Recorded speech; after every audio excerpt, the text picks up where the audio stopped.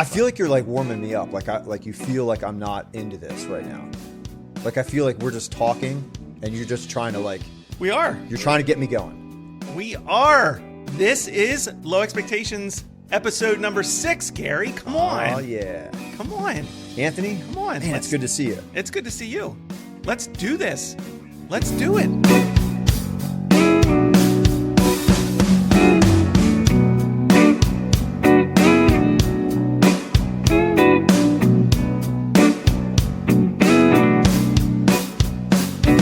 That's what we're doing.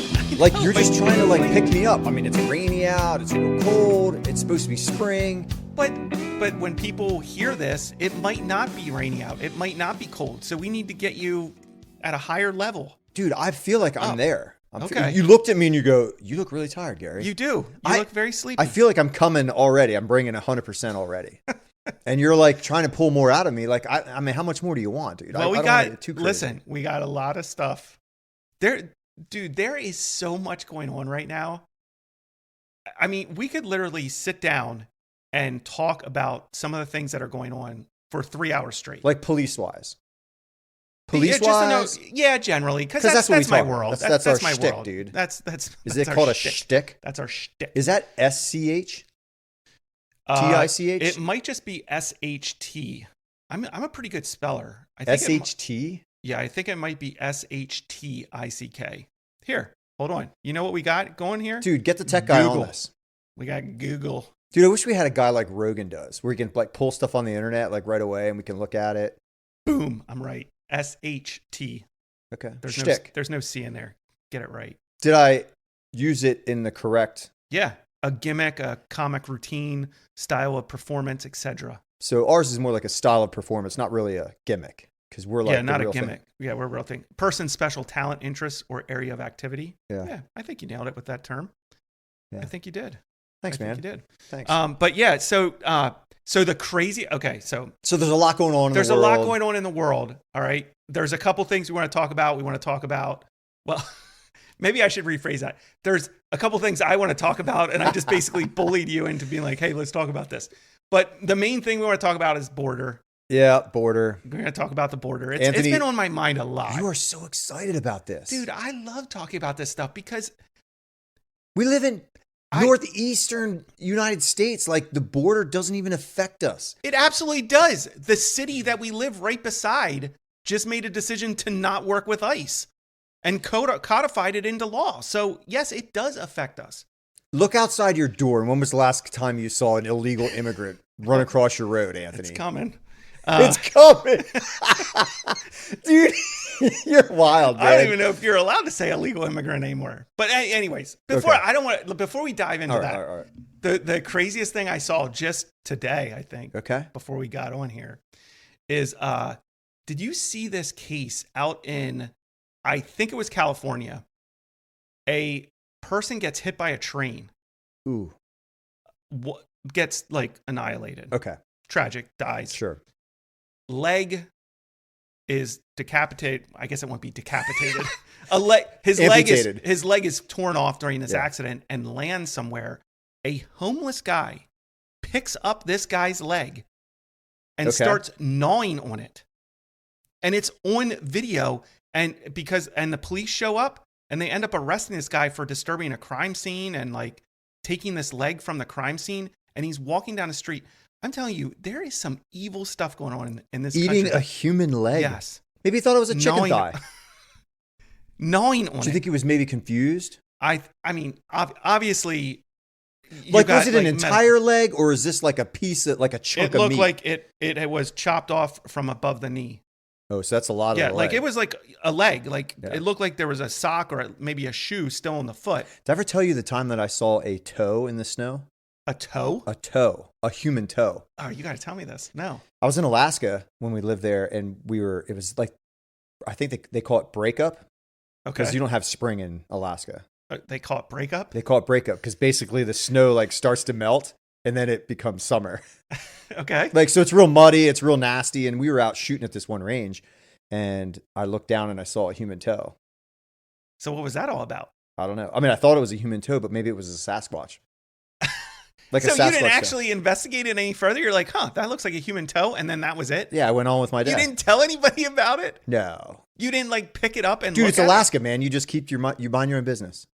It's your own business. Like, you just do your thing. So you didn't pick it up and start gnawing on it? I did not. It was probably preserved too, though. So Well, frozen, yeah. Yo, so this guy was eating fresh meat. That's like cannibalism.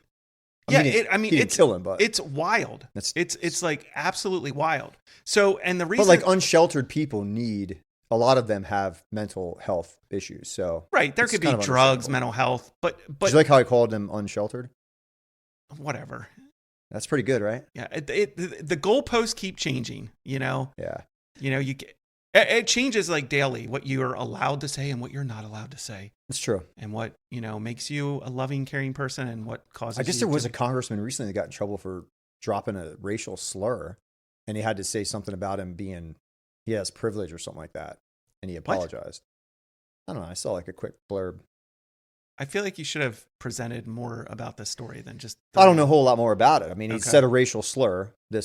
Like a legitimate racial slur, or just what people, Not like the one that you're probably thinking, but it's one that you'd like hear big. Oh yeah, you can't say that. You know what I mean? Like illegal immigrant. That's not a racial slur. I understand. That's what I'm saying. Like, I'm asking you, was it an actual racial slur, or is it just something that people have decided is a racial slur? Like, you call someone a thug, you call a criminal a thug. Oh, yeah. Oh, it's a racial slur. It wasn't one of those. Okay. It was one of the naughty words. Oh, gotcha. All right. Well, yeah, I'm all about, like, if you say something that. So he had to apologize, and then he said he had privilege or something like that, or he apologized because he had privilege. That's why he said it. I mean, it was ridiculous. Okay. But yeah, no, this homeless guy walking down the street gnawing on a human leg. So you saw the video? Yeah, there's video out there. Wow. I mean, it's from far back. Sure. I mean, you can't see anything like. Like, how's he holding it? Is he holding it like a hot dog, or is he holding it like a chicken wing? At one point, it looked like he was holding it like a large sub. Okay. Like two-handed. With like, and it looked like, like sometimes you have the lettuce and tomato and onions hanging out. Yeah. But you have like, flesh just hanging out. So this is dark, man. That's wild. It's crazy. It's crazy. But it made me think about, so this is a really crazy conversation Lauren and I just had. So we were watching this documentary, actually like a documentary that's made into like a movie doc, like actors and stuff. Yeah. And it's called Society of the Snow, I think, or Society in the Snow, or Society of Snow, something like that. And it's about these people. It was a flight out of Uruguay, I believe, and it crashes in the Andes. And this is in the 70s. They are not rescued for months. So it's a story of how they crashed. There was a bunch of survivors. Some people died right away. It was like a smaller plane, 40 to 50 people, I think. And then as people are dying off and as they're in the Andes longer, there is this huge moral dilemma about, do we eat? Because they have no food and they have the water. They have water because of all the snow. But the moral dilemma is, do we eat the people who have died? Yeah, have perished, yeah. Yeah. So super interesting movie. So this got Laura and I having a conversation, and I was talking about how I understand that. Like, I think you could get to a place where you were so hungry that if you had people that perished and died, you would eat their flesh to stay alive. Or at least think about it. Sure. And she was adamant about it. Because in the movie, so like some of the people that were getting ready to die, that knew they were going to die, they were giving permission. Like permission, yeah. Like, you have permission to use my body to eat me. Just wild. Like, but we don't think like that. We don't. So it put me in that. I was like, would I do that? Would I eat human flesh to stay alive and survive? And I pretty much arrived at, yeah, I think I could probably get there. I think I could probably get there. Because it's a person, their soul has gone to wherever they're going, whether heaven or hell. That's just flesh. Okay. So all right, man. So we're like talking about this, and Lauren's like, you absolutely, if we somehow find ourselves in a situation like this, you absolutely do not have permission to eat my body. And I told her, I was like, you absolutely have permission to eat my body. I don't care. I'm dead. And what would be the first body part would you go to? I mean, you'd have to go to somewhere fatty. Like thighs. Yeah. Yeah. I love a chicken thigh. But I don't know if I could eat a human thigh, dude. But then Lauren was like, wouldn't that be illegal? And I'm like, no, it's not. You're not killing a person and eating them, which is cannibalism. It also, I mean, it wouldn't be abusive. I guess technically it could be abuse of a corpse. I believe it would be. But I don't think. Not in a survival situation. But not in a survival situation. There's no. I mean, in California for sure. Doesn't matter if survival or not, you get charged. So, Florida, you could probably get away with that. What I'm realizing as I'm bringing up this conversation is that this conversation should probably just have remained between Lauren and I and not put out on the podcast. Yeah, you kind of freaked me out a little bit. Like I'm not quite sure what to do with it. Don't you ever think about crazy stuff like that? I think about a lot of crazy things. I try to keep those crazy things in my own head. Okay. Not for all of our fans to hear. Because like then they might think a certain thing about me. Well, if they think a certain thing about you, what are they going to think about me after Speaking this conversation? Of people who think certain things about people, didn't you get like some real mean, like I got some hate mail, dude? Yeah. Okay. So yeah, I got some hate mail. That was Gary's like, that was a professional transition right there. I am done talking about human flesh. I am going to look up that video to watch this guy eat, like gnaw on flesh. It's wild to me. That's wild to me. And that's not a survival. Right. I'm not comparing the two. It just made me, because we had just watched this documentary and then I saw that, I was like, I'm going to ask Gary about this because this could be interesting or it could be really awkward. And I feel like it got a little awkward as we talked about it. I think it got awkward too, buddy, which is why I like you. Yeah, that's like, let's just move on, buddy. let's just drive on. So no, I got a hate tweet. I got some hate tweeted at me. Dude. Or X'd at me. It would be X now. Did you trigger somebody? I triggered somebody. That's the best, dude. Did you hear about this case in, again, I think it was California. Yeah, California. For a brief moment, the grifters and the race baiters and, we talked about this in the first episode, that as we go along in this year and get closer to the election, there's going to be police incidents that they're going to try to use as like a racial division type thing to push an agenda and try to help out at the polls. Right. That's what we believe will happen. That's what we believe will happen. Correct. Because we're prophets, apparently. Yeah. That's what we believe. So this case out of California was a boy by the name of Ryan Gaynor, 15 years old, had autism. Police have dealt with him and his family multiple times, but they called the police because oftentimes in these situations, the police are called when things get out of control. And the people involved realize, hey, we need the police here to help us. In this case, he had a piece of broken glass. He was going after family members with a piece of broken glass. He was being super violent. They call the police. The police get there. As soon as the police make entry into the house to try to help, he comes around. You see him come around the corner into the hallway, the entry hallway of the house, and he's holding one of these garden tools, garden hose that has like a sharp end to it, like a full stick, and has a sharp end on it. And he comes after one of the officers. That officer pulls his gun, but turns and runs away from him. The other officer ends up shooting and killing the 15-year-old, and protecting the life of the other officer or deputy. So of course, the 15-year-old was 15, was autistic, and was also, it looks like, a black male. And the officers involved look white. So of course it was a racial thing. Of course the police, didn't de-escalate. Of course they didn't do their job. Why didn't they do this? Why didn't they do that? And so there was a tweet by, do they still call them tweets or do they call them X? I don't know. I don't know what they call them anymore. But there was Police Law News, people I follow on X, put out, this thing about the deputy being chased. Another deputy saw the deadly threat, saved the life of it, and all that. So then all I said was, I responded to it and I said, police use of force incidents can be tragic and sad, but also completely justified. both Seems can be reasonable. true. Yeah, it was like a reasonable response. Well, this guy, it's a him. He made sure to put that in his profile for me, so I knew what he was, even though he obviously is a male in his profile photo. He said, "Not this one, cowardly pig." All right. If you and other pigs can handle he meant to say can't, but I think he was blinded by rage. Okay. If you and the other pigs can handle a 15-year-old, you should get your overweight ass into a desk job. Okay. I was like, wow, he's really making a lot of assumptions about who I am. And has he seen some of those NYPD calendars of police? Because a lot of them are not fat. Right. They look real good. Like they got real nice chests. Dude, you've seen some guys with some nice bodies. I sit across from you every time we do a podcast. That's not me, dude. I mean, others that are like chiseled, dude. Oh yeah, I work with some guys that are like, look like Arnold. That's what I'm saying. Yeah.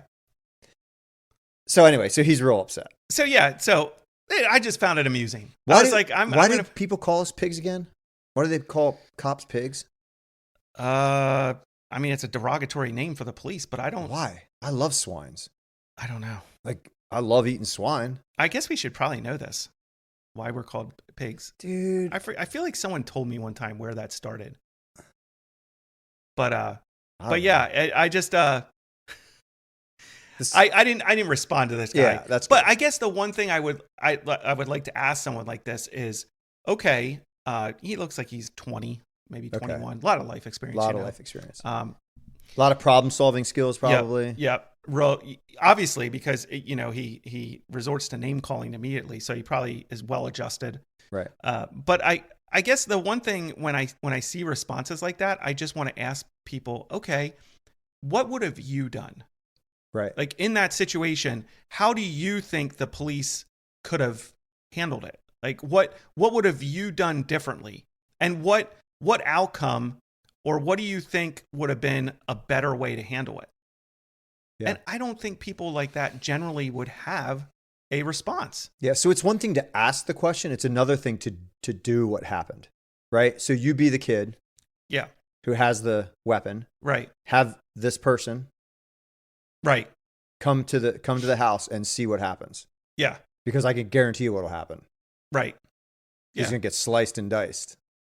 Because he's not ready. He's not prepared for it. He doesn't know anything about it. Or he's going to do exactly what the officer does. Yeah. I mean, there's been numerous, police, citizen police academy type things where they've put just regular citizens in these situations. Right. And the citizens are dropping the hammer on people faster than even trained police officers are. So, and I get it. Like, that's why my response to it was, it can be tragic and sad. And it is tragic. Completely justified on the officer's part. Both can be true. I thought it was a very balanced opinion on it. I'm not, absolutely tragic that a 15-year-old autistic kid lost their life. But when an officer responds to that, it doesn't matter. It doesn't matter that he's 15. It doesn't matter what color his skin is. It doesn't matter that he's autistic.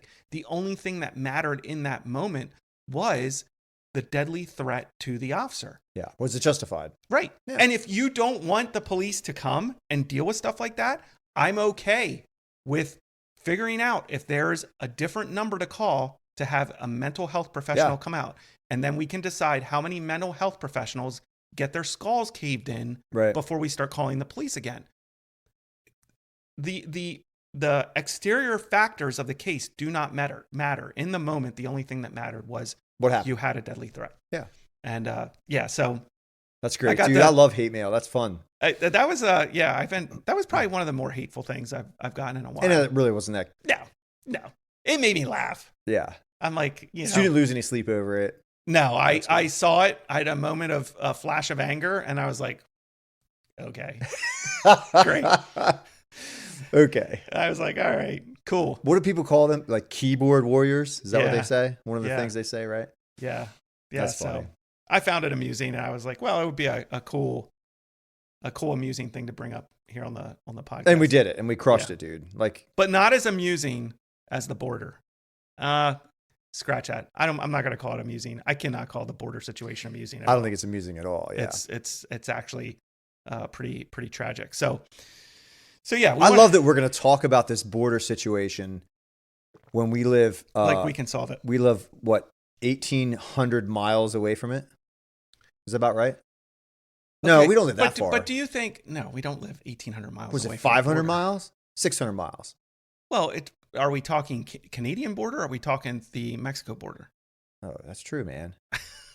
Or we talking the Mason-Dixon line? That's another border. The Mason-Dixon line. Yeah. So obviously you and I cannot solve the problem. But all right. So why would you and I talk about the border? So podcast is about having low expectations, so that probably fits because we both are not border experts. We're not border experts for sure. I'm not even immigration policy expert. But I think it's important for us to discuss because, first of all, we're police officers. Okay. So I think the border and the amount of illegals streaming over the border becomes a public safety law enforcement problem. Okay. All right. So that's one reason. I can get on board with that. Okay, good. The other reason is that I wanted to talk about it too is because I think I think there are some professing Christians who are not critically thinking about it or lacking some critical thinking when it comes to it because it's such an emotionally driven topic. Like, oh, these people, they need help. That's why they're coming. There's people from outside our country are streaming here for help, and we need to help them, and we need to love them, and we need to accept them with open arms and just bring them in. And I don't think that's a very critically minded or in light of the Bible way to think about it. Okay. Like I think there's biblical concepts within this conversation that I would like to dive into. Well, I'll try to be your sidekick, dude. So I guess the first thing we need to establish is like we're going to call them illegals. And are we? I am. Yeah, I don't know what else to call them. I'm going to call them illegal immigrants or illegals. And that name, that terminology has come under attack just as recently as President Biden's State of the Union address, where he accidentally or purposefully, we don't know, he probably doesn't even know, called them illegals. Okay. And then backtracked and apologized for calling them illegals. And what was interesting about that part of his State of the Union is he was talking about the Laken, was it Laken Riley? Okay. Her death at the hands of an illegal. And so he came back after it was all over and apologized for using the term illegal, but didn't apologize for mispronouncing Laken Riley's name. He called her Lincoln instead of Laken. So I was just like, this is wild to me. And it also is so politicized right now. The whole topic is so politicized and so, what's the word I'm looking for? Divisive. Okay. And I don't understand why it's become like that. Okay. Because it didn't used to be that way. So you're saying the use of illegal immigration or it being even called a problem wasn't an issue like how long ago? I mean, not even like probably 10, 15 years ago. Okay. I mean, there was more of a general consensus about our borders and the fact that we need to be a sovereign nation. Be a sovereign nation, have secure borders, that it's a concern. Okay. I think, and there's been varying levels and degrees of that concern, definitely on the Republican side and Democrat side. But right now, here in 2024, it's become so politically divisive, and it really shouldn't be. It should not be a politically divisive topic. So I'm going to read you some quotes. Read them, dude. Nice and slow. Nice and slow. All right. This one was made in 2009. People who enter the United States without our permission are illegal aliens, and illegal aliens should not be treated the same as people who entered the U.S. legally. That was 2009. That had to be a Republican, right? That was Chuck Schumer. Oh, that's not a Republican. Okay. Here's one from 2007. No great nation can be in a position. And let me just stop real quick. I fact checked these quotes and made sure that they were actually said by these people. Okay. Okay. I didn't take the word of the algorithm. You read them and I'll try to guess who it is. Okay. No great nation can be in a position where they can't control their borders. It matters how you control your borders, not just for immigration, but it matters for drugs, terror, and a whole range of things. 2007. 2007, they used the word great. Donald Trump. Joe Biden. No way. Yeah. They used great. That's like his slogan, isn't it? Is that still a slogan? Make America great again. Is that still a slogan here? Dude, I don't know, man. All right. That's what they call All right. So I'm 0 for 2. Okay. 2005. Okay. Right. We simply cannot allow people to pour into the United States undetected, undocumented, unchecked, and circumventing the line of people who are waiting patiently, diligently, and lawfully to become immigrants in this country. What year? 2005. All right. It's definitely a extreme right-wing Southern congressman. Barack Obama. What? That's a Northern guy. He's from like Michigan or Delaware or something, right? Honestly, I don't remember where. I think, he's Northern state. Michigan? Chicago area. Okay. No, wait, what's Chicago? Chicago's Illinois. Yeah. He's an Illinois guy. Yeah, you're right. Dude, I was completely wrong on both things. All right, so that's 0 for 3 or 4? 0 for 3. Oh, man. All okay. Right. Come on, Gary. Come on. This is from a 1995 State of the Union address. Oh, sorry. So this is a former president. So that's easy. That should be easy. I should be able to get this one. Yeah. All right. We'll see how good you are with your counting back your presidents here. 1995 State of the Union. All Americans, not only in the states most heavily affected, but in every place in this country, are rightly disturbed by the large numbers of illegal aliens entering our country. The jobs they hold might otherwise be held by citizens or legal immigrants. The public service they use impose burdens on our taxpayers. That's why our administration has moved aggressively to secure our borders by hiring a record number of new border guards, by deporting twice as many criminal aliens as ever before, by cracking down on illegal hiring, and by barring welfare benefits to illegal aliens. All right, I got this one. Okay. So this was right before I went into the Army. Okay. George Bush Sr.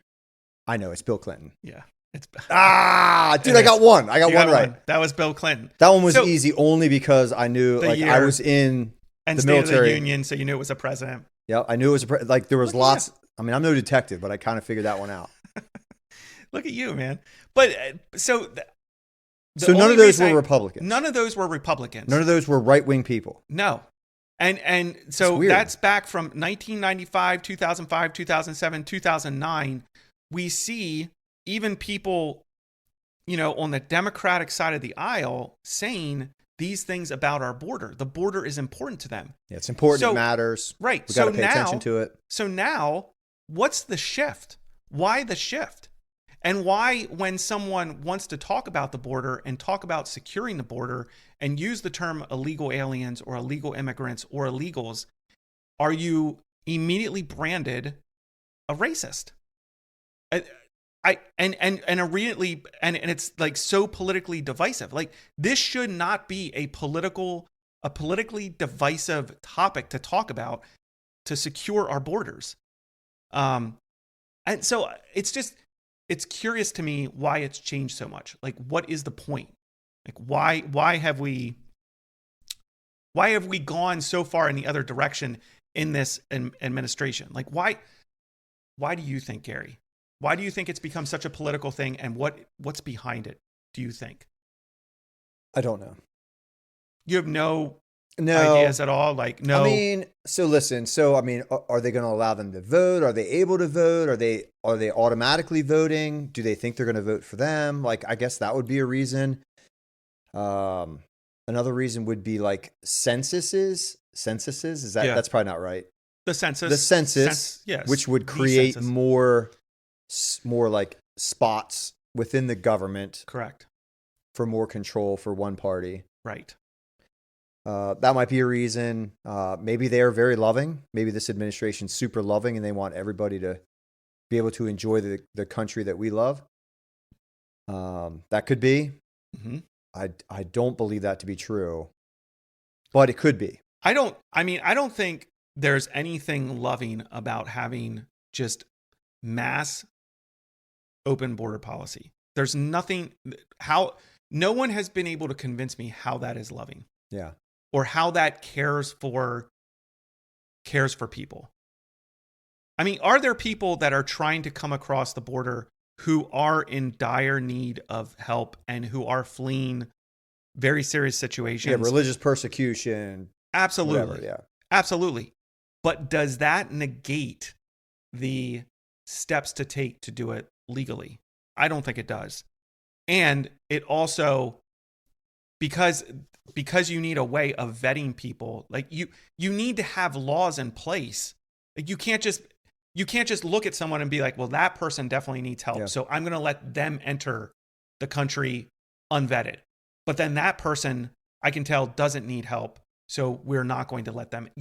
That's not how you can operate a border. Sure. The border in and of itself, just the name border means just that. Like, this is a stopping point. You may not pass. This is the border.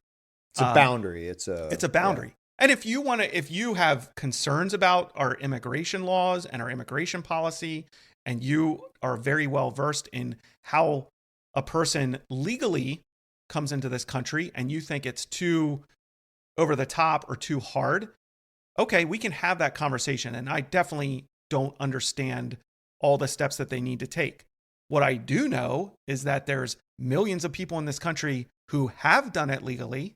Sure. I would assume there's millions, maybe only thousands, but I would assume it'd be in the millions that have done it legally. So it can be done. And what does it say to those who have worked hard to legally do it, have taken the steps, have gone through that hardship of becoming a citizen, have taken it seriously? What does it say to them for them to look at the border and see what's happening? And like that has to be a gut punch. And it like, how is that showing a level of love, respect, deference to the people who have done it legally? Well, it's not. Right. It's a slap in their face. So I don't know. I when I look at it, I think you kind of are driving at what I think, where it has everything to do with votes, because like you said, this affects census numbers. Census numbers go directly to the amount of people representatives. Right. So certain areas can have more representatives depending on the census. And our government right now is bending over backwards to give phones, give medical help to, free medical help, free phones, free lodging, free food. They're being treated not as people who are doing something illegal, but people who are doing something righteous.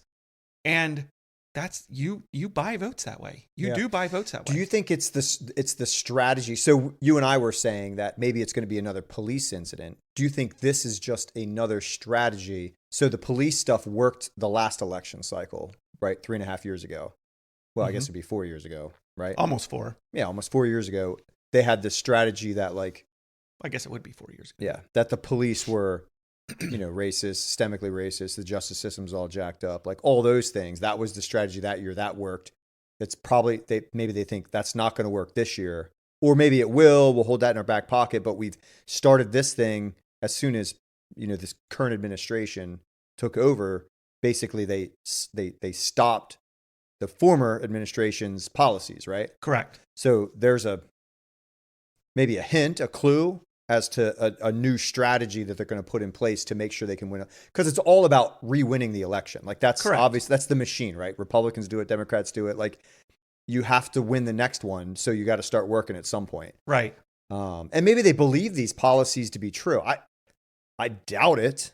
Like they probably just, they use these strategies to win the election so they stay in power and they continue to make money, which is true in my opinion, true of both sides.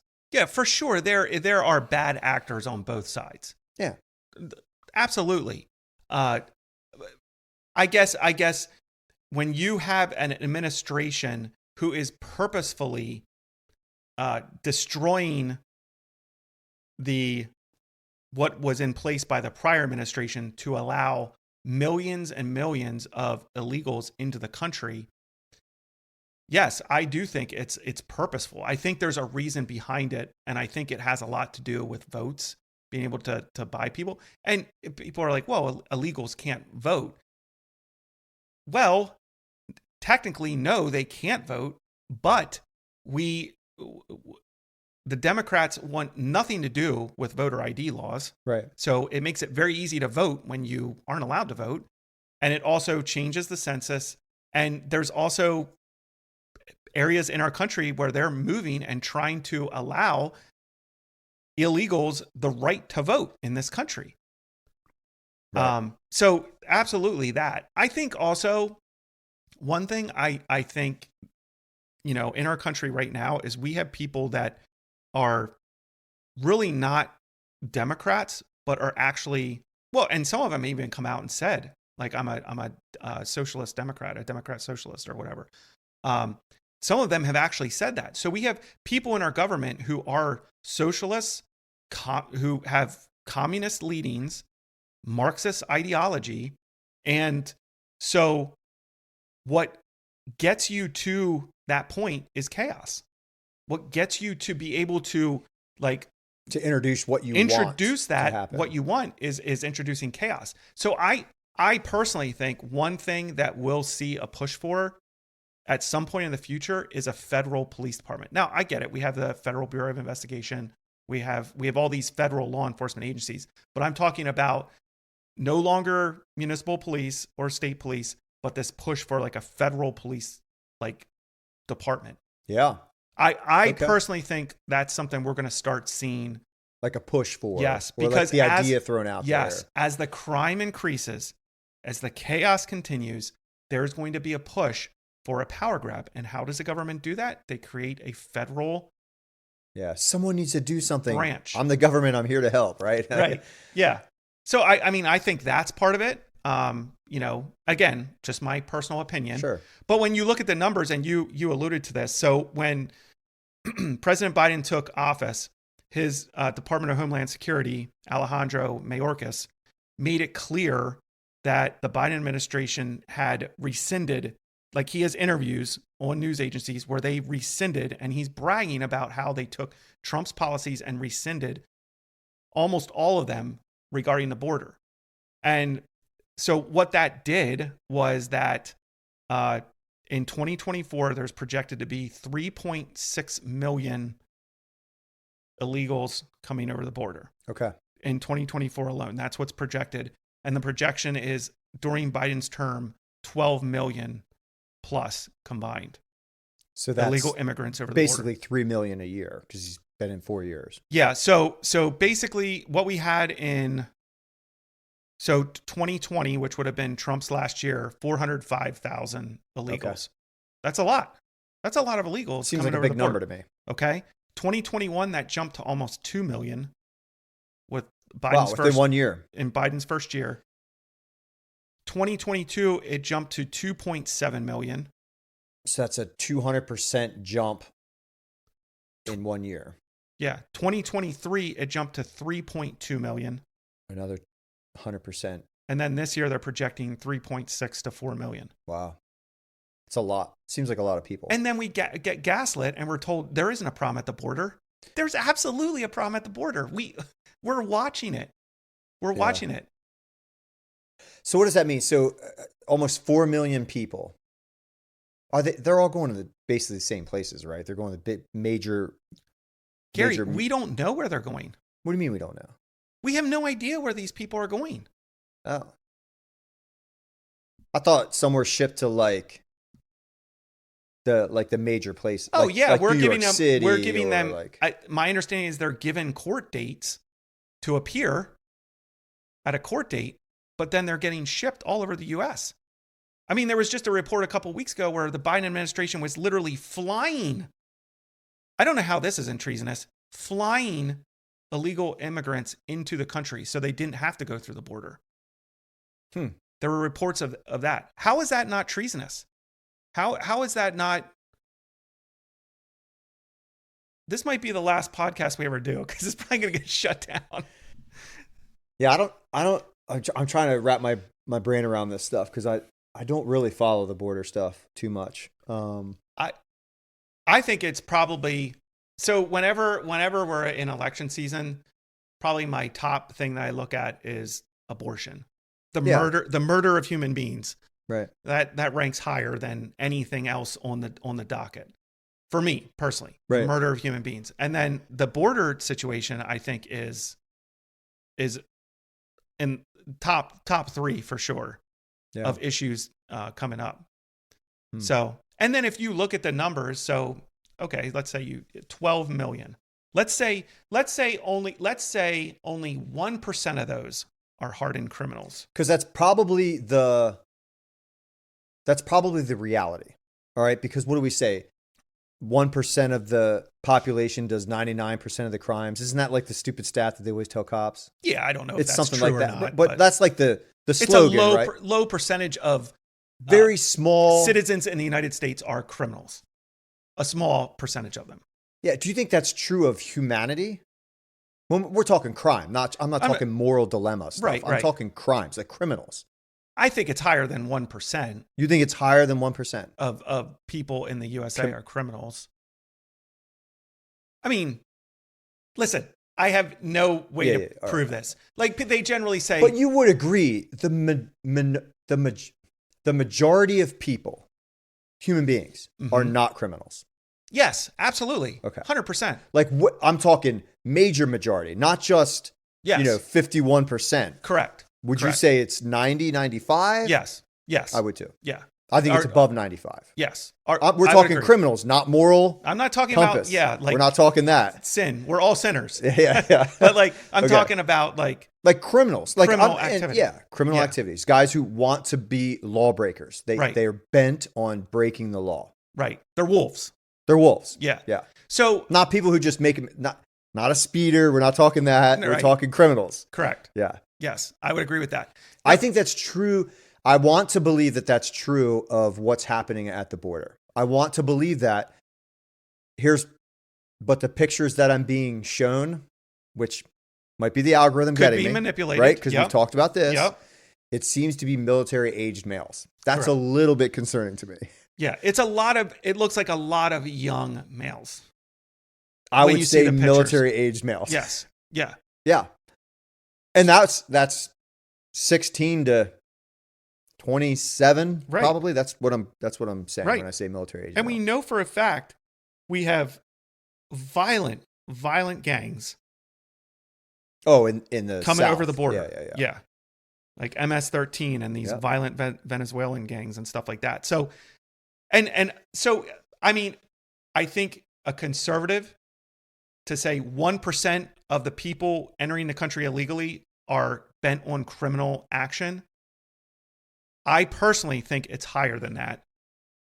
And the reason I say that is because the people who are coming across illegally are already showing that they want to break the law. Right. Whether you agree with the law or not, they're bent on breaking that law. Right. And saying, we don't care what your law is in the USA. So, and we're saying, we're fine with it. Come break our law. I do wonder if some of it is ignorance, right? If they're being told. Oh, for sure. If I'm third world country, I don't know what the laws. Yeah, exactly. I'm given $500 US to walk across the border. Right. I'm probably going to do that. I probably am going to get a better life and I'm just going to walk across. I may not know the laws, so I might not be intentionally being a lawbreaker. So, for the case, for just conversation's sake, if you say 1% of illegal immigrants, only 1% of them are bent on doing criminal activity and criminal action in this country, and we're looking at 12 million in the last 4 years, that means 120,000 of them in the country right now are criminals. I'm trusting your math. 1% of 12 million. That's All right. 120,000. We have 50 states. How many is that a state? It's like 12,000. It seems like a lot. 12,000 a state. It seems like I'm sorry. 2,500 per state, not 12. Yeah. 2,500 per state. So 120,000 people. And again, we don't know because no one's vetting these people. We have no idea, but we're saying 1%, which is a very small percentage, are bent on criminal activity. That would be 120,000 people in the United States and like 2,500 new criminals per state. Do you think, I don't know what I'm saying, dude. I wonder if this administration has decided that it's too difficult to change the law because there's so much infighting in DC that they can't change the immigration law to make it easier to become a U.S. citizen, which it probably should be a lot easier than it is. Maybe it is very easy. I don't think it's very easy. I think it's probably costs a lot of money to do that, and we know that immigrants are probably not going to be wealthy people. Well, there's a lot of immigrants have come to this country and become wealthy. I'm saying, is this administration allowing people to come in because they do want more people to come in? However, it's too hard to change the law, so we're just going to let them in. Like, is that like a possibility, you think? I mean, yes. I think it's a possibility. I absolutely do not think that's what's going on right now. Yeah, maybe not. And the reason I say that is because if that was what they wanted to do and if that was their agenda, why wouldn't you just say that? Why wouldn't you just say that instead of getting into administration and having your director of Homeland Security and the administration completely abolish everything Trump had put in place where it was protecting the border and only 400,000 people were coming across in 2020 to jump it to over 1 million, 2 million, 3 million, 4 million. Like that's not what they put forward. That's not what they said. And go ahead. Are they claiming, would this administration say that, look, these things that are being said about the border being having all these problems, they're probably saying that's not true. Like, how do we know what to believe? You know what I mean? Like we've said this on this show 1,000 times. Like, we're being told these numbers. Is that actually the reality? Or are we being shown the exact same video or these 10 videos that have some hundreds of people crossing? These numbers that I just read for each year since President Biden took office are not disputed numbers. Okay. They're not disputed numbers.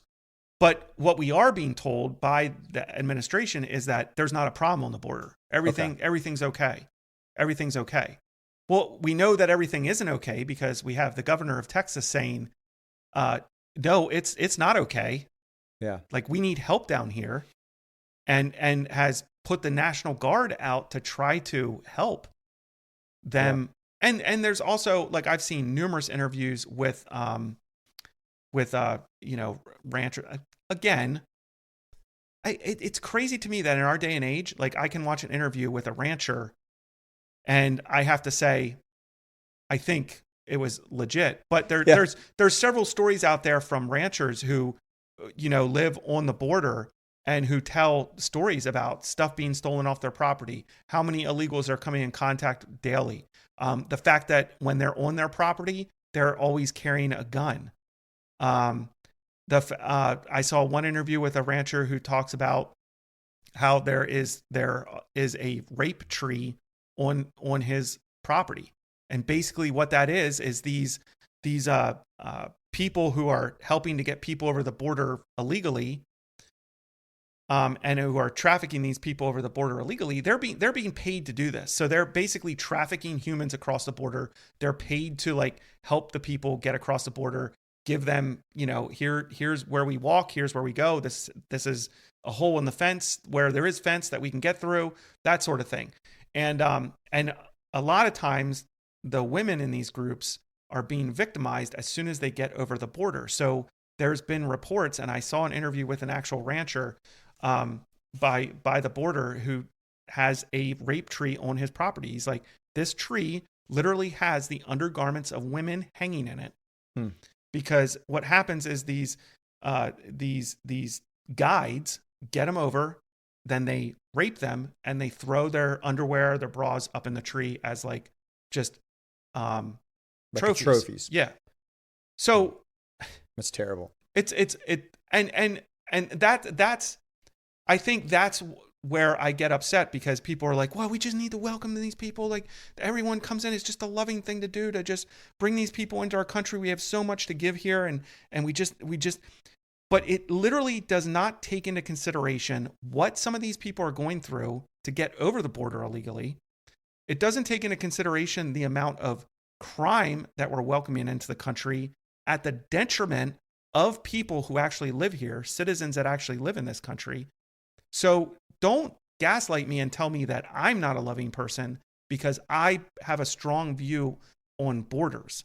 Yeah. Like that's kind of like where I get a little wrapped around the axle. And the FBI, even the FBI is saying on the border, there's enough fentanyl is coming across to kill every single American. Think about that. And we're like, well, we don't care. There's enough fraudulent documents are rampant.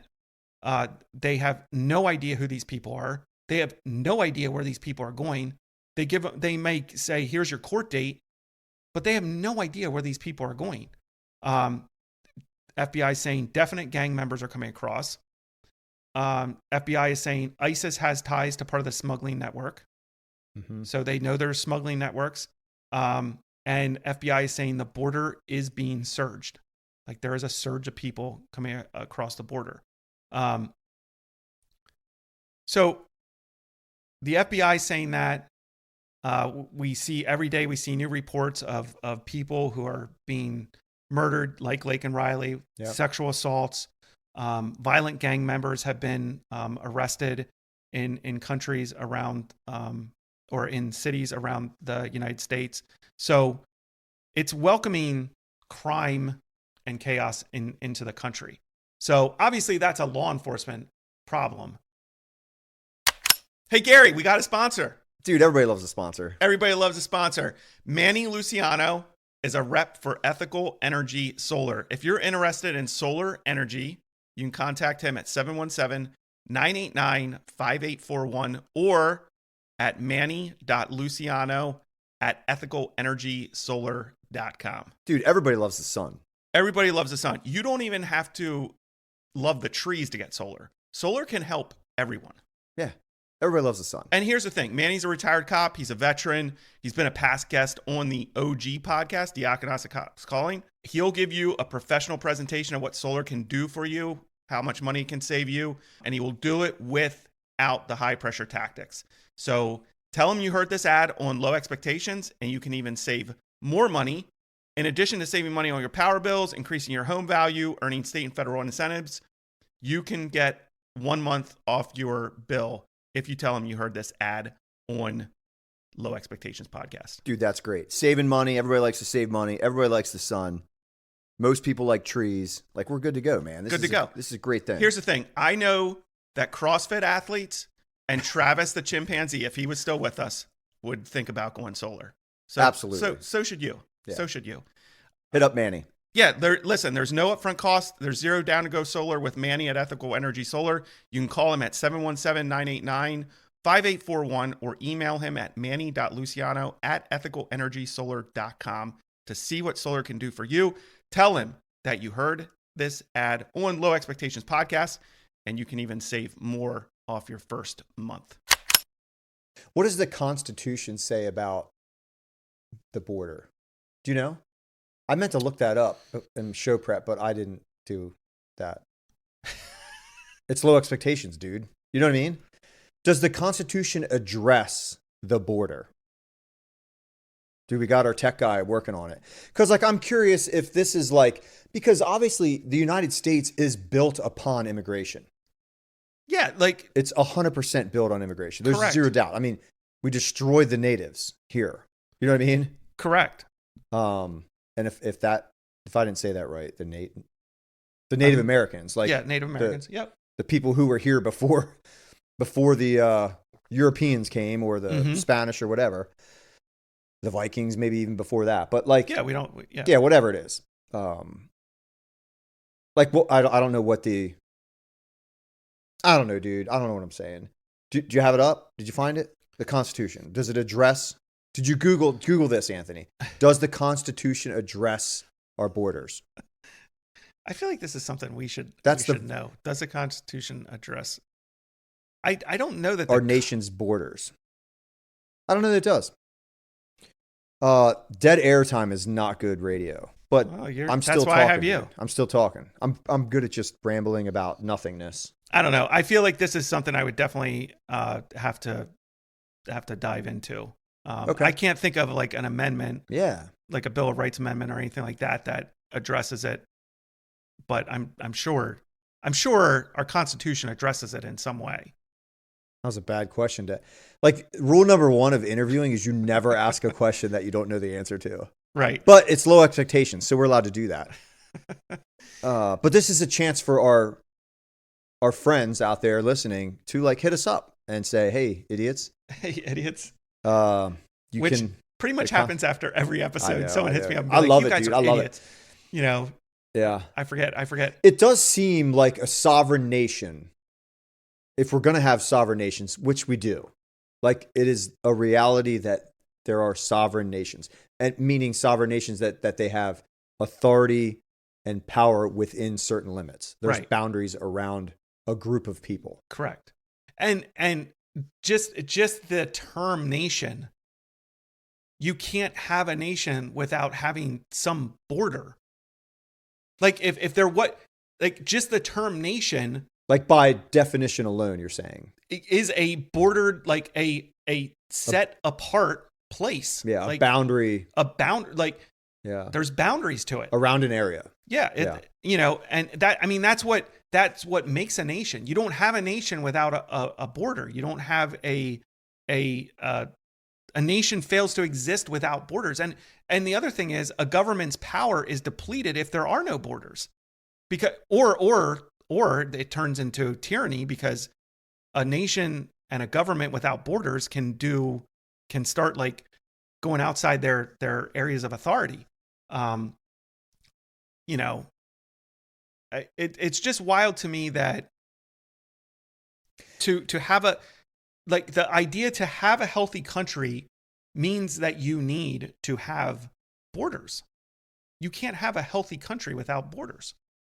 Yeah. And I mean, you can go down from that, right? Like nation to territory to, I mean, we would say city, municipality, like it all has states. It all has some type of bordering. Right. Around a group of people. So like, I don't know. I mean, it seems like a necessity to me. Yeah. But if you or I decide to fly to another country, yeah, like we need proper documentation. We need to go through customs and immigration, you know, at whatever country we go into. I mean, that's expected. This is not borders is not a USA idea. Right. It's like it's almost like we forgot that, right? Like I've gone to a lot of different countries. Yes. And like every country I've gone into, I haven't thought I'm just going to take a run for it. I've literally never thought that. I'm literally like, okay, I want to give this guy who's in a uniform here, I'm going to give him my passport and stuff. And maybe he'll let me in. Maybe he won't. I don't know. I think so. And then they let me in after they asked me some questions. Granted, I'm just visiting. Right. But still, like I'm not emigrant. I'm not moving to. You're not an immigrant. Yeah. You're not, you know, emigrating to another country. Is that right? Right. You're not migrating to another country. Migrating. I'm not a bird, bro. But yeah, it's not a USA. Like we didn't come up with borders. Yeah. The United States did not come up with borders. Right. We're not that smart. Like since the beginning of time. Yeah. Since the Tower of Babel, in my opinion, I think since the Garden of Eden, it was bordered. It was bordered. You're right. It was bordered. Yeah. And then it was bordered from the outside. Like you couldn't get back in. Right. It has a border. Right. And I think what's interesting about that is the fact that I think as believers, we can say that God's perfect plan would not be for countries to have borders.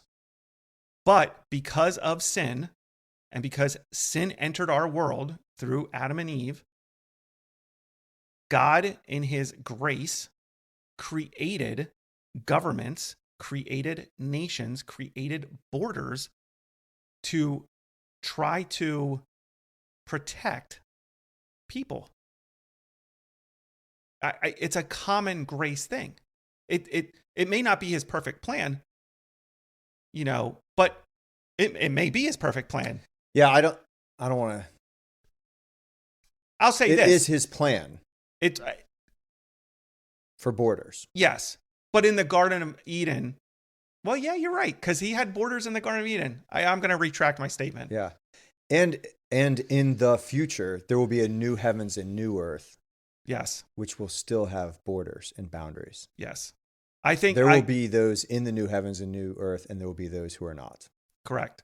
And I think that is, that was something when, you and I were doing, our write-up for this, our working through the information that we were looking at this, that I thought of is that regardless of whether or not, before sin entered the world, whether or not borders were his perfect plan or not, they became his perfect plan. And I don't like the way you say that, but all right. Maybe I'll just push that to the side. What you're saying about new heaven and new earth is something that I wrote in my notes. Okay. Because even God, even his kingdom has borders. Not everyone is a son of God. Not everyone is a daughter of God. Not everyone will be saved. Not everyone will be allowed into his kingdom. That's borders. Yeah. Now, I'm not comparing the United States border to the border of God's kingdom. Thankfully, because that would be, what do they call that? Christian nationalism? Is that is that the new phrase now? I'm probably already labeled a Christian nationalist just because I'm a Christian and I live in America and I believe in borders. I don't think so, dude. But yeah, listen, we are to be kind to the foreigner. Actually, we're supposed to be more than kind to the foreigner. We're to care for the foreigner. Correct. Those who come in, we are to care for. But that care does not mean we allow everybody in. Yes. Or that I'm we not saying encourage law breaking. Sure. Okay. Yep. I agree 100%. Yeah. And I think there's, even if you read through the Old Testament and God's people, the Israelites, there were specific directions to them about how they should treat aliens. Right. That's the terminology, actually. How this is how you should treat aliens in your land. Yeah, foreigners, those who are not like you. Yes. Those that are not part of your nation. Mm-hmm. And that was even before Israel fully had established borders. And it was also after they had fully established borders where the 12 tribes were out and had different areas and were tasked with taking care of their borders, and making sure, if aliens did enter their land, there was a certain way to treat them and interact with them.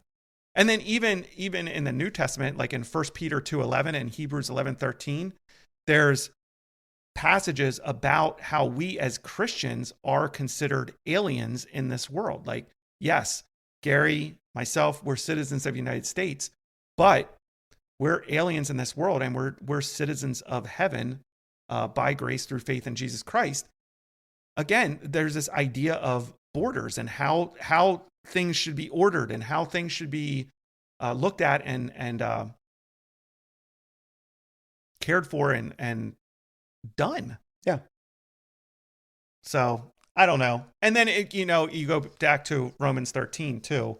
Again, God establishes governments to lift up those that are doing the right thing and bring wrath down on those who are doing the wrong thing. And that means that if a country has borders and you as a professing believer believe it's okay for people to disregard the border and those laws, you're flying in the face of what God has commanded.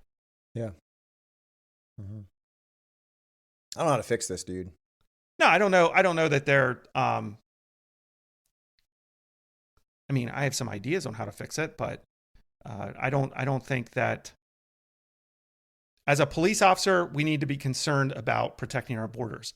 as a Christian, we need to be concerned about protecting our borders, because I don't think there's anything in the Bible that I've read that preaches open borders. That a country should just open borders, no law at the border, just anyone in. I mean, it is for a government to say we do not care about the safety of our people is a government who has completely rejected their role, their God-given role. Yeah, the hard part is they're not going to say that. Their actions are portraying what they believe. Does that make sense? They're not going to say. Well, maybe they're not going to say that, but they're absolutely showing by their actions. They're actions. Completely abdicating that. Sure. What they're supposed to do. Yeah.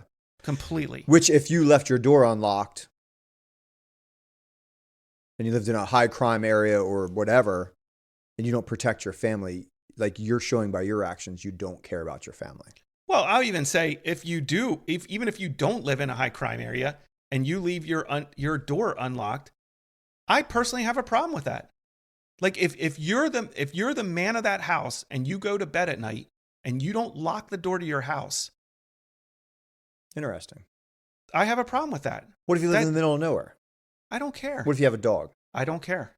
If I had a dog, that's something. If I had a guard dog and I lived in the middle of nowhere, I might not lock my doors. Listen, Gary, that is something I can do as a father and a husband to give a little peace to my family, to lock my doors at night. Yeah. You know? And I have a family member who grew up in a home that did not happen. Yeah. That did not happen. And it affected that person. Right. It affected that person. Affected them even till today. You mean like maybe not even till today, but they remember feeling a certain way about that. Like, you know, why wouldn't my parents want to protect us? Just do this simple thing to offer some level of protection to the family, you know? And I'm not talking like trauma and, you know, they need therapy for this, but it's something they remember from their childhood. So yeah, I don't care where you live.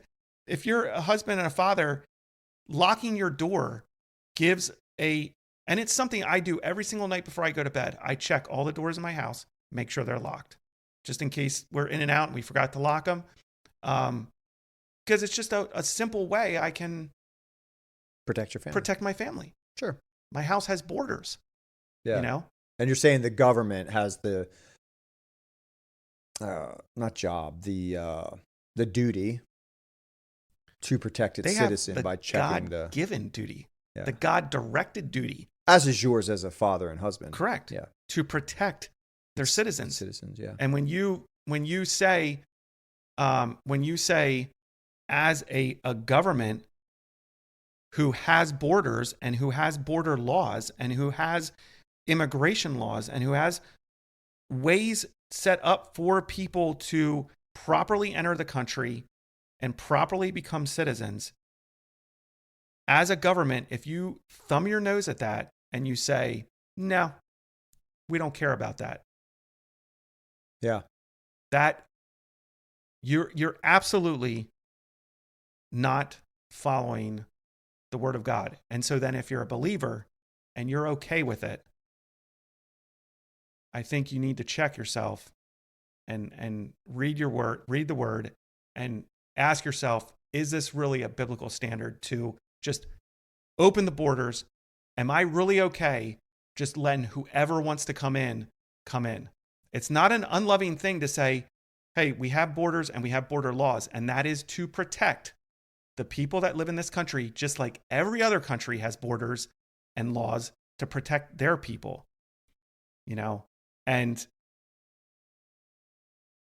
is it really loving to just allow whatever over the border without vetting it, the amount of our own FBI, the amount of drugs, the amount of gang members, the amount of crime we've seen being committed by illegal immigrants?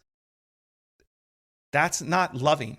There's nothing loving about that, especially because it violates the word, because the laws of the border were established by God himself through government authorities. And if you as a believer say, no, not a big deal, let them come, let anyone who wants to come in this country, then you are absolutely flying in the face of what we should be promoting as believers. And if you don't like the laws and you think they should be different, that's a different conversation, and we can work to change them, or you can work to change them. But for you to say it's a dumb law and it should be violated, I got a problem with it. Don't do that. Do you run across that in our circle, in our Christian circle? Like, because I don't know that I've ever seen someone say just yes. Really? I've run across some people that believe that. I think that's an extreme view. Most people are probably more toward the middle. Like, we need. Yeah, but here's the thing with people who are. You went real gonzo there, which I like. But here's the thing. Here's the thing with people. The Bible is gonzo. Okay. At me as a believer, when I read the Bible, and I see some of the things that are said in the Bible, I'm like, oh man, that's not messing around. God is not messing around with certain things. And I think sometimes we as Christians feel like we need to compromise on certain things in order to try to bring more people into the fold. Okay? But what happens is as soon as you compromise on even a small thing, you've taken a step away from the Word of God. Yeah, but you're comparing. Dude, why are we arguing about this? Like, you're saying that like our own government is choosing not to follow, or has changed the laws because they got rid of the mandates from the former administration, whatever the laws that they put in place or whatever. They're not following the law. Okay. I'm so ignorant about this whole thing. There's immigration laws. There's border laws. Yeah, sure. That's why the term illegal is okay, because what people are doing is illegal. Right. Yeah. Maybe they're too strong. No. Is that the problem? Dude, you do whatever you want, man. It's America.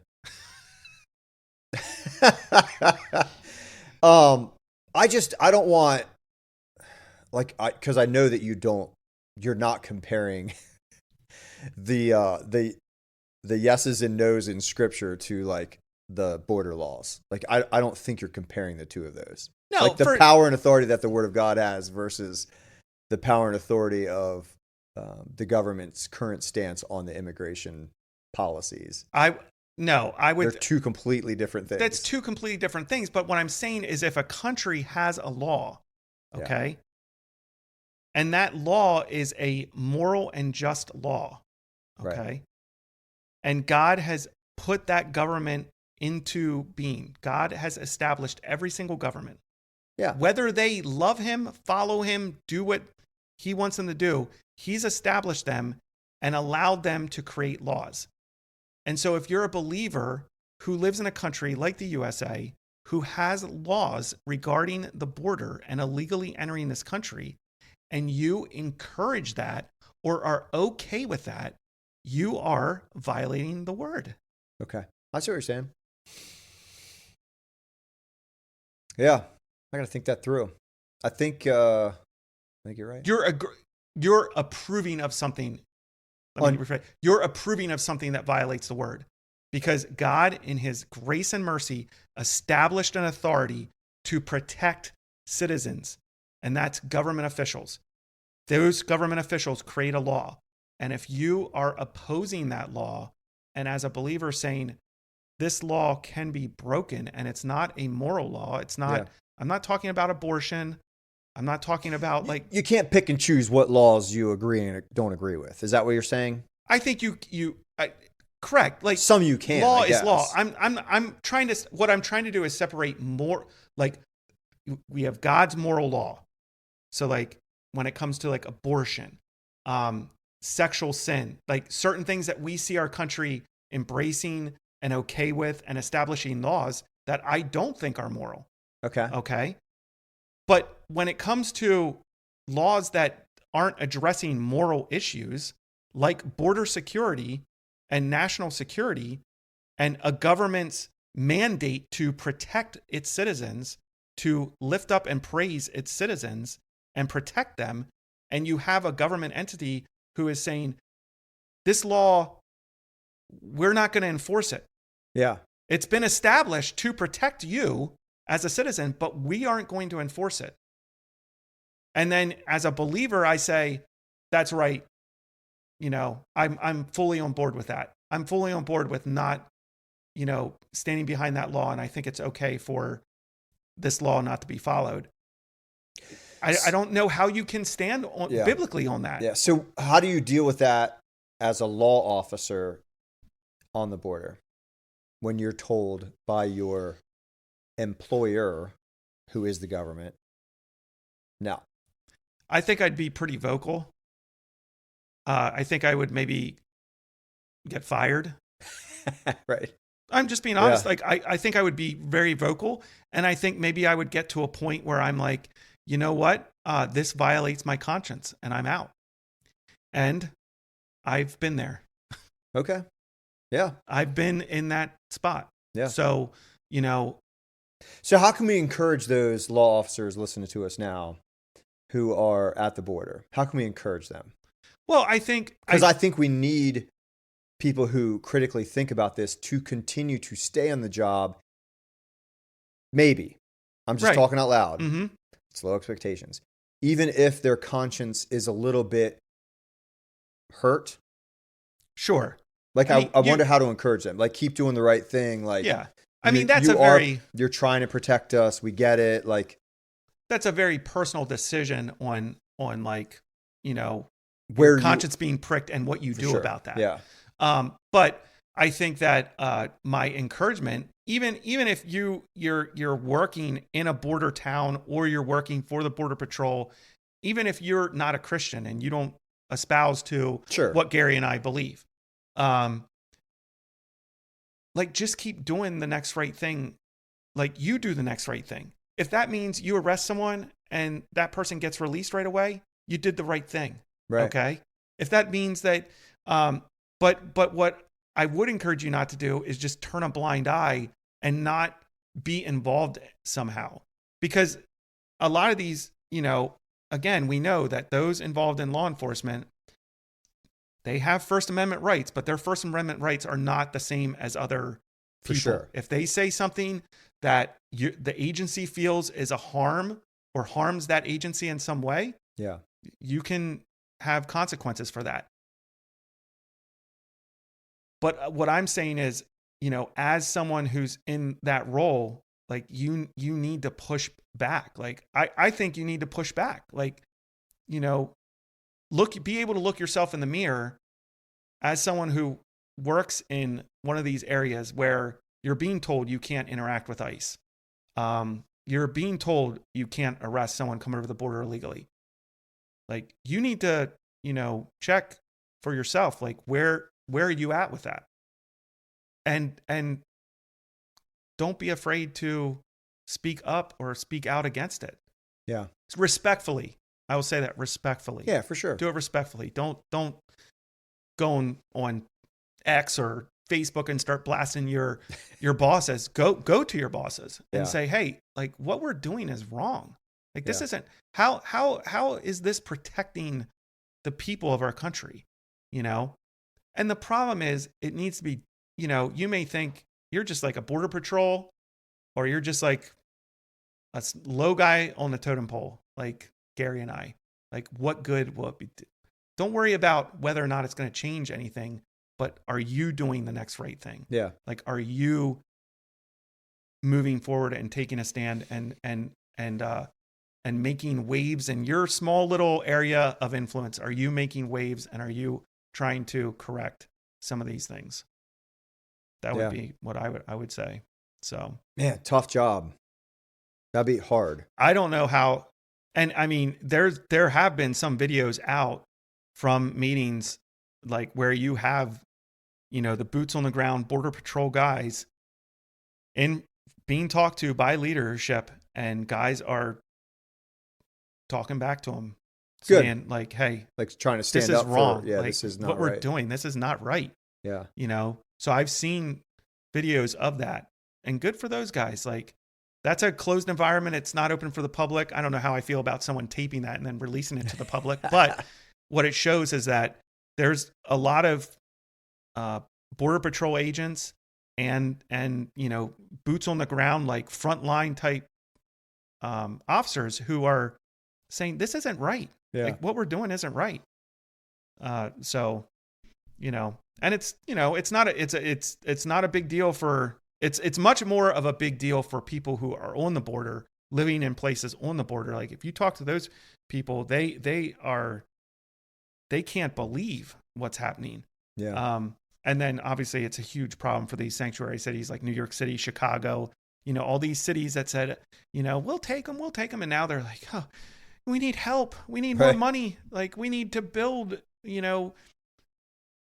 hotels for them. And, where is all this money coming from? How is this helping the citizens of this country? Yeah. It's not. Dude, I think we solved the problem of the border. No, we didn't solve the problem, but I feel like you were so not into this. Why? It's hard for me to talk about something that I'm an idiot about. You're like, not an idiot about it. Yes, I am, Anthony. Because I get all the things that we talked about. I get it. I guess it doesn't, I don't know it like I know other things like leathering. I know leathering a little bit. I know some basic policing stuff. Border stuff, it seems like such a big, giant mess of a thing. Right. That like it's too far for me. Like I don't have the mind to do that, to like ponder it and think about it, break it down, especially in an hour and 5 minutes or however long. How long have we been going, dude? Probably too long. Dude, people are turned off. Nobody's even listening to this anymore, dude. I really think about this stuff. Yeah. Like I'm glad that people do. I just don't. So it's hard for me to like, but I felt like I was engaged. Come on, man. Gary, I think you do think about it. I think you do think about it. I think maybe I think you can just let stuff off your back easier than me. Like I think I latch onto something and I'm like, and I think about it and I turn it over and then I'm like, hey, I want to talk about this on the podcast because it's really bothering, me. And I think it's an important topic. And I also, when I was thinking about this, I thought about guys like you. I thought about veterans who, we've sent for, since the beginning of this country, we've sent willing participants overseas to fight on behalf of this country. And for us to say, hey, we want you to go over there and put your life on the line to fight for what the United States has and what it represents. And then to turn around and say, but we don't care about anyone. For an administration to turn around and say, we don't care about anyone in this country enough to secure our borders. I mean, that's just like spitting on the sacrifices of veterans. I think also, so you said like, Gary, I feel like you're not into this. I don't see it. Like I see it on TV. I see it on the X. Right. This doesn't affect me at all. So it's hard for me to get real passionate about it. And that's naive, right? Because if something happens in 5 years and I look out my front door, I'm like, what in the world just happened? Well, I'm an idiot because I've been told that this is going to happen. Or like, you know what I mean? I'm like a ostrich with my head in the sand or whatever. Right? I don't want to be like that. Right. I don't think I am like that, but I don't see all of the wildness. Right. I see videos. It just doesn't affect me. You're disconnected from it. For sure. But what I'm saying is with this many, 12 million illegals is equal to, I forget how many, the 2,500 in a state, right? What if we could do the 1%, 2,500 criminals in a state, if we say 1%. But what I'm saying is 12 million illegals is equal to, I forget how many, the population of how many states. Yeah. Like, so whether or not it's like affecting us right now, sure, it will affect us. No, I'm acknowledging that. Right. I'm just saying, like, I'm being told that. I just don't. Yeah, and I guess too, the other thing I think about, like, I get it. Like, I get it. So sometimes I'm like, dude, like we're being told all of these trillions of dollars, this fake money that's going to Ukraine. Like, that's huge to me. That's a big giant number, but it doesn't. right. It's not really affecting me. And you know what's interesting about that? We're sending all to secure a border. To secure a border. Yeah, exactly, right? Like, or like Israel insane. is Israel and Gaza right now, Right. like that war. I mean, that's a little bit different. They were attacked, but they're trying to secure their border because there was a lapse in the Israeli border. Right. Something happened. Right. And they were attacked brutally. Right. And now they're going, I mean, they're taking care of business. They're like, we're not going to let this happen again. Yeah. So, I mean, I hope that doesn't happen here. I don't want to see that happen here because that's tragic. But yeah, it's fun. It's interesting. We're sending all this money to Ukraine.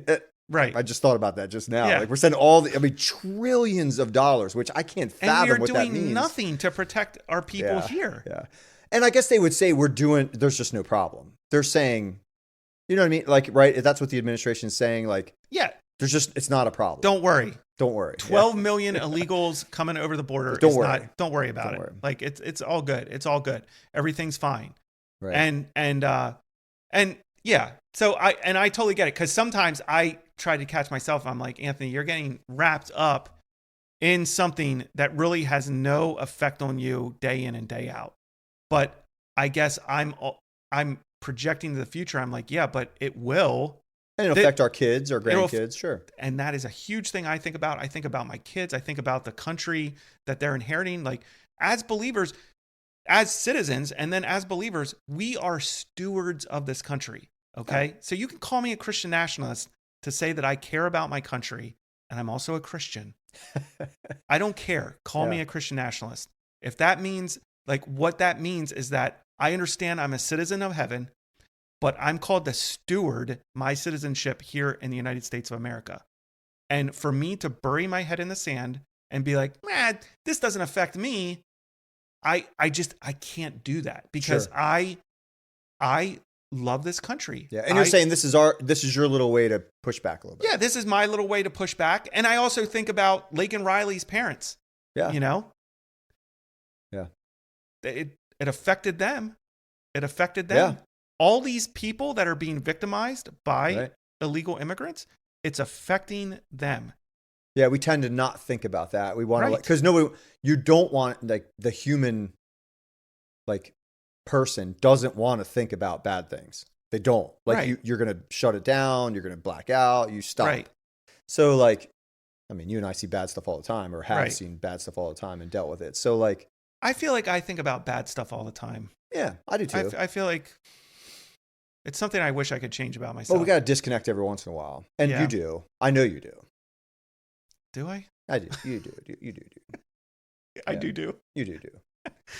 But anyways. All right, dude. Well, either way, I'm glad you sat and talked. Yeah. What do you think next pod? What do you think we'll talk about? I don't know, Gary. Maybe, you know what? Maybe I ought to just leave it up to you. Cause this one was a little heavy.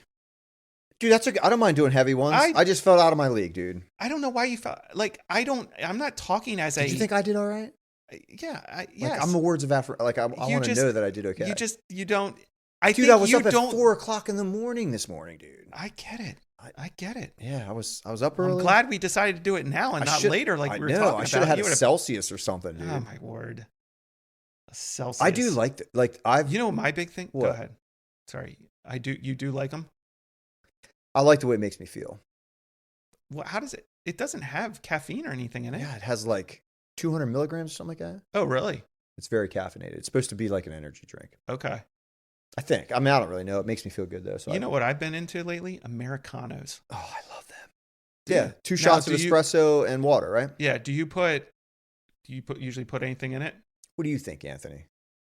Not you. No. You're hardcore. Black. That's what I usually do. Yeah. Unless I'm decompressing or I'm just like, I'm going to go a little lighter. I'm going to put some milk in it. Put some milk in it? Yeah. But would you get some Amos Miller milk? That raw milk. Are you really going to preach that? What do you think about that, dude? Are you mad at him? for selling raw milk? Here's the thing. In Pennsylvania... Did we talk about this already? No. In Pennsylvania... Dude, that's hilarious. Listen, in Pennsylvania... Dude, I am listening. It's legal to sell raw milk. You just need to obtain the proper permit from the state to do it. Okay? We can argue about whether or not you should need a permit to do it. Whether or not that law needs to be changed. The bottom line is it's a law. Yeah. And again, there's a way to legally do it. You don't have to like it. So work to get the law changed. But what you can't do is say, I'm not going to follow this law. Because it's not a law. It's not a moral law. It's not a law that violates moral law in the Bible. So you can't say, I'm not going to do this. I mean, you can say it. That's what he's doing. Yeah. But you can't, I don't think you can. I think it's very hard to bring your faith into it and say, I'm doing this because I'm a Christian. I have a problem with that. Just like I have a problem saying I'm a Christian and I believe it's okay to break border law. The same, Oh man, I love it, dude. I have so many other follow-up questions, but I'm not even going there, dude. You're done. I'm done. Maybe that's what we'll talk about on the next one. What? Just like which laws are good, which laws are bad? No. Like the your raw milk thing. Well, we can talk about which laws are good and which laws are bad. Yeah, because I bet there's some that you'd be like, nope, I'm not touching that one. Yeah. Yeah. But it's still a law. It's still a law. Like, are you talking about just? I don't know, dude. I'm gonna let you stew on it. Put me on blast next time. Yeah, I'd give you a heads up. It's show prep, dude. We gotta do some show prep. All right. Oh man. Hey, what's our call to action? You didn't have a call to action. Wait, I'm done with 5 stars. People aren't listening to us. So whatever. They're not. No one's doing anything. So let's do a different call to action. All right. You know what? One thing I put out on Facebook this past week is subscribe, email subscriber. Subscribe to our email list. Because here's the thing, our email subscribers get information before anyone else. Yeah, they always get information before I put it out on. And how do they do that? How do they subscribe? Just go to the website. Does it cost anything? No. Okay. Just sign up for an email. Your name and your email address. Hit subscribe, and then you get you're part of the email list, the subscriber family. Yeah, and in reality, you get 4,000 emails from Target and Old Navy and Gap and whatever other things you're viewing. Why not from Diakonos? That is low expectations. That's a very good point. The companies that you used. I was thinking of my wife's email. I was gonna say, are these emails? I don't get. Mine are like rounded by concealment. It's Huckberry. It's like ammo. I get a lot of ammo. Oh yeah. Ammo emails. Yeah. Mazda's trying to get me to trade in my car and buy a new one. Already? Yeah. It's like brand They're like, new. We'll give you a great deal, 0 down. It's brand new. It is brand. Well, it's 2 years old now. Well, a year and a half old. 2 years. New. It's almost 2 years old. Yeah. They almost got me, and then I was like, no. I sent them to the junk mail. Send them to the junk mail, man. Yeah. I mean, I like Mazda, but maybe I'll buy another one someday. There you go. But all right, so the call to action, so subscribe. Subscribe to the email list. Go to www.diakonosacc.com, which is the name of the OG podcast. Mm-hmm. And if you go on there, there's a tab for low expectations. Hover over that. There's a support low expectations pops up. Click on that, and you can just go in there, put your name and your email address. You get added to our email list. I'd like to do a little more with it. You got to put the links in. I'll put the links in the episode notes. I always do. No, I mean in the email, so that way they get it before they listen to it. What? Like if we're going to break down a video. Yeah. Put that in the email and the show notes. I just did. I just sent an email and I put in there. Oh, you know what? I put in there a link to what we didn't even talk about. Oh, dude. Well, they can watch it and we'll talk about it next time. Dude, that chief that got blasted that was hilarious. You don't want to break it down? No, dude. It's people aren't listening anymore. They literally shut us off probably 25 minutes Yeah, ago. so the email subscribers this time around, I sent an email saying that we were going to talk about something, and then we didn't even talk about it. And we said in the beginning of the show that we were going to talk about that incident. Did we say it at the beginning too? Well, you did, yeah. Oh, sorry. Dude, it's low expectations. Low expectations. Dude, we do whatever we want. Deal with it. It's our show, right? It's our show. We're just here to entertain and have a good time.